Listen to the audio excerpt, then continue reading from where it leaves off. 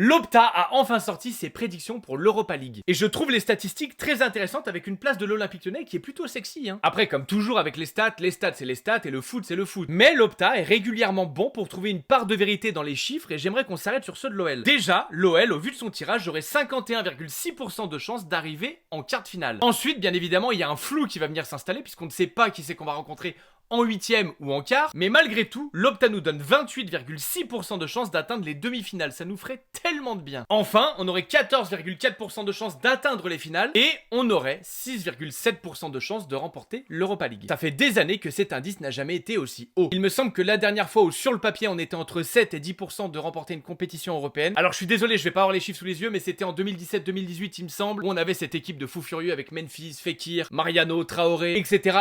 mais peut-être que je me plante de cru. C'est pas une année où on jouait la Ligue des Champions, c'était une année où on était qualifié en Ligue Europa. Ou peut-être une année où on a été déclassé de la Ligue des Champions à la Ligue Europa et on avait un potentiel de blablabla. En tout cas, si on s'attarde sur les potentiels vainqueurs, ce serait Aston Villa qui aurait 23,3% de chance de remporter la compète. La Roma en deuxième place avec 13%. Ces fils de Textor de Nottingham Forest avec tout l'argent qu'on leur a donné avec 10,2% de chance. Le LOSC est à la quatrième place avec 8,1% de chance de remporter la compète. Et nous, à la cinquième avec 6,7% de chance encore une fois. Et enfin, on va quand même s'y attarder un tout petit peu pour la blague. On a Nice qui est le 18e prétendant avec 0,9% de chance de remporter la compète. Bien évidemment que si vous avez vu leur horrible performance face à Brest, c'est 0,9% de chance de trop. Et quand on connaît l'héritage ou plutôt l'historique de Nice en compétition européenne, à moins d'avoir la médaille du fair play et encore, on est perpétuellement sur une équipe de PNJ, c'est le tapis que tu fous sous le canapé pour dire regardez comme c'est beau, c'est pour meubler quoi.